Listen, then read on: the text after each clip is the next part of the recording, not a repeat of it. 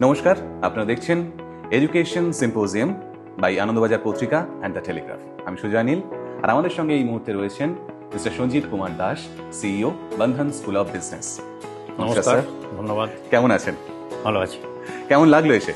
এই ইভেন্টটা আমরা বেশ কয়েক বছর ধরেই দেখছি, এটা আনন্দবাজার এবং টেলিগ্রাফ করছে, এবং এটা একটা আস্তে আস্তে একটা আকর্ষণের কেন্দ্রবিন্দু হচ্ছে।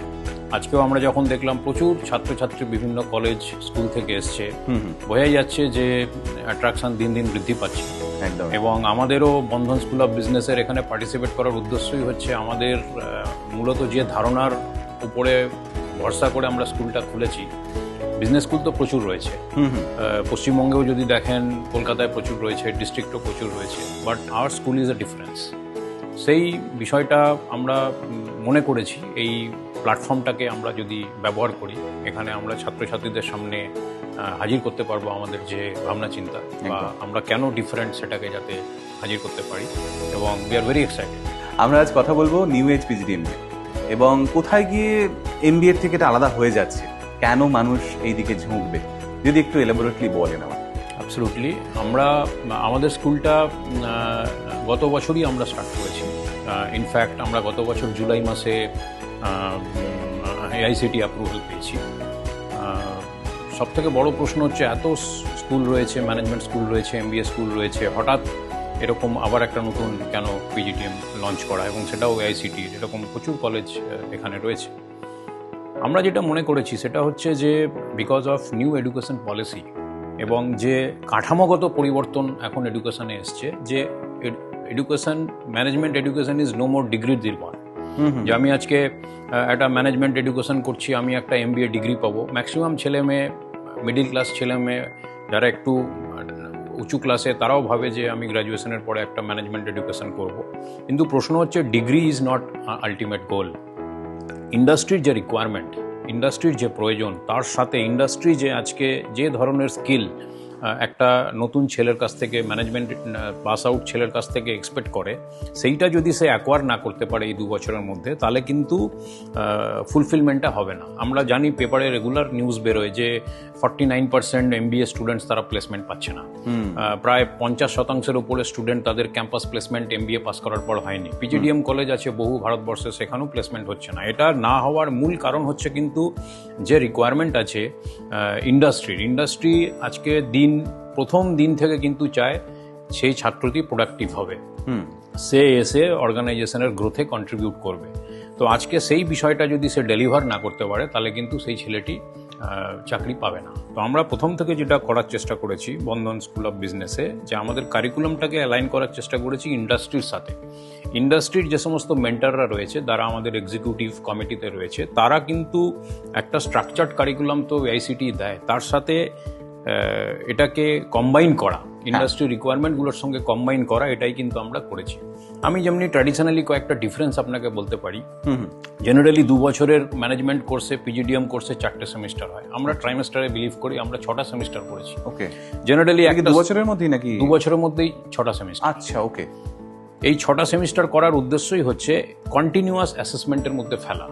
6 মাসের পর অ্যাসেসমেন্ট হওয়া আর 3 মাসের পর অ্যাসেসমেন্ট হওয়া। এই কন্টিনিউয়াস অ্যাসেসমেন্ট কিন্তু একটা স্টুডেন্টকে বুঝতে সাহায্য করে যে সে কতটা শিখলো এবং কোথায় কোথায় তার লার্নিং গ্যাপগুলো তৈরি হচ্ছে, এবং তার ইন্টারভেনশন কিন্তু ইমিডিয়েটলি সে পেয়ে যাচ্ছে। আমরা এআই লার্নিং অ্যাপ ইউজ করছি আমাদের পিজিডিএমে। সেখানে কিন্তু প্রতিটা স্টুডেন্টের এডুকেশন যে জার্নিটা, যে পাথওয়েটা, সেটা কিন্তু পার্সোনালাইজড।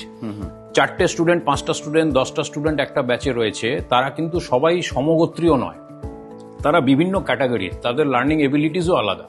কিন্তু যখন টিচার পড়াচ্ছে, সে কিন্তু 10 জন ছেলেকেই একসঙ্গে পড়াচ্ছে। তো 10টা ছেলে আলাদা আলাদা ক্যাপাবিলিটির হলেও তারা যদি বুঝতে না পারে কোথায় তারা ল্যাক করছে, তাহলে কিন্তু তাদের পার্সোনাল স্প্যানটা যেটা দরকার এডুকেশন সিস্টেমের মধ্যে তৈরি করা, লার্নিং গ্যাপগুলোকে ওভারকাম করার জন্য, সেটা তৈরি হয় না।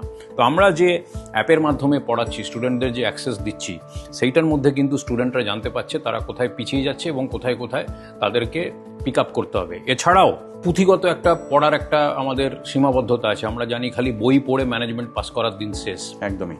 আমাদের যে AI enabled education structure policy, সেই পলিসিতে কিন্তু গোটা দুনিয়ার যে এডুকেশনের যে ইনফরমেশান সেটা কিন্তু সে এই অ্যাপের মধ্যে দিয়ে একটা স্টুডেন্ট পাচ্ছে। সে যে কোনো জিনিস নিয়ে, সে যদি সাইবার সিকিউরিটি হয়, সে যদি এআই হয়, সেটা যদি ডেটা অ্যানালিটিক্স হয়, এগুলো নিয়ে সে যদি চায় কোনো কিছু নতুন জানতে বুঝতে, এই অ্যাপ কিন্তু তাকে এই গোটা জ্ঞানের ভাণ্ডার থেকে কিন্তু তাকে অ্যাক্সেসগুলো দেবে, লিঙ্কগুলো দেবে। তো তার এডুকেশনটা কিন্তু সেই ক্যাম্পাসের মধ্যে আর সীমাবদ্ধ থাকছে না। It becomes a global education learning resource. জুড়ে যাচ্ছে সবকিছু, একদম জুড়ে যাচ্ছে। সো লার্নিং যে স্পেকট্রামটা সে পাচ্ছে, এটা কিন্তু অনেক বড়, অনেক একটা হোলিস্টিক অ্যাপ্রোচের মধ্যে দিয়ে তার এডুকেশন চলে যাচ্ছে। সে কিন্তু নিজেকে ফিল করতে পারে যে সে একটা ইন্টারন্যাশনাল ইনস্টিটিউটে পড়াশোনা করছে। অন্যান্য যে এক্সপার্ট প্রফেসর রয়েছে, অন্যান্য যে টিচাররা রয়েছে, হার্ভার্ডের যে সমস্ত কেস স্টাডিজগুলো রয়েছে, NISM national institute of security ম্যানেজমেন্টের যে কেস স্টাডিজগুলো রয়েছে, কেমব্রিজ ইউনিভার্সিটির সঙ্গে আমরা টাই আপ করেছি। আচ্ছা। বিকজ আজকে একটা ছেলের খালি কোর সাবজেক্টের উপরে, ম্যানেজমেন্টের কোর সাবজেক্টের উপরে জ্ঞান বাড়ালেই হবে না। তাকে এটাও ভাবতে হবে যে তার যে পার্সোনালিটি ট্রেটস, তার যে কমিউনিকেশন স্কিল, তার যে ক্রাইসিস ম্যানেজমেন্ট করার তার যে এবিলিটিস, তার যে এথিক্যাল ম্যানেজমেন্টের এবিলিটিস। কারণ আজকে কিন্তু তাকে এনভিসাইজ করতে হবে একটা স্টুডেন্টকে যে আগামী দিনে সে কিন্তু লিডার হতে যাচ্ছে। তো একটা লিডার হতে গেলে দুটো ইম্পর্টেন্ট আসপেক্ট ম্যানেজমেন্ট এডুকেশনের যেটা শেখানো উচিত বলে আমরা মনে করি, যেটা বন্ধন স্কুল অফ বিজনেসে আমরা শেখাই প্রথম দিন থেকে, একটা হচ্ছে এথিক্স।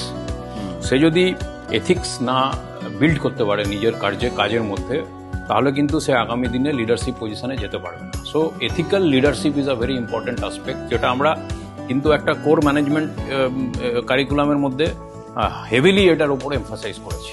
আরেকটা হচ্ছে কনফ্লিক্ট ম্যানেজমেন্ট। আজকে যখনই কেউ লিডার হচ্ছে, বা আমি যদি একটা টিমে কাজ করি, আমার ওখানে 10 জন 12 জন, সে আমি কোডিং করি, সে আমি মার্কেটিং দেখি, সে আমি এইচআর দেখি, যে স্পেশালাইজেশনে আমি যাই না কেন, আমাকে কিন্তু একটা টিম নিয়ে কাজ করতে হবে। এবং টিম নিয়ে কাজ করার সময় কিন্তু বিভিন্ন ধরনের কনফ্লিক্ট তৈরি হবে। সেই কনফ্লিক্টগুলোকে যদি সে পজিটিভলি হ্যান্ডেল না করতে পারে, তাহলে কিন্তু সে ওভারকাম করতে পারবে না যে সিচুয়েশন তাকে আটকাবে গ্রোথের থেকে। এই ক্রিটিক্যাল আসপেক্টগুলো কিন্তু আমরা ম্যানেজমেন্ট এডুকেশনের মধ্যে নিয়ে এসেছি, এবং আমরা চেষ্টা করছি যতটা হোলিস্টিক করা যায়। প্রচুর ভ্যালু অ্যাডেড সার্টিফিকেশন আমি বললাম, হার্ভার্ড বলুন, কেমব্রিজ বলুন, এনআইএসএম বলুন, এগুলোর মধ্যে দিয়ে আমরা কিন্তু চেষ্টা করেছি, মানে সার্টিফিকেটের থেকেও বড় ওদের অভিজ্ঞতাগুলো বাড়ছে, বিভিন্ন জায়গার সঙ্গে জুড়তে পারার, মানে ওরা একদম গ্লোবাল রেডি যাকে বলে। Absolutely. Thank you sir, thank you so much. খুব ভালো লাগলো কথা বলে। Thank you. খুব ভালো থাকবেন। ধন্যবাদ।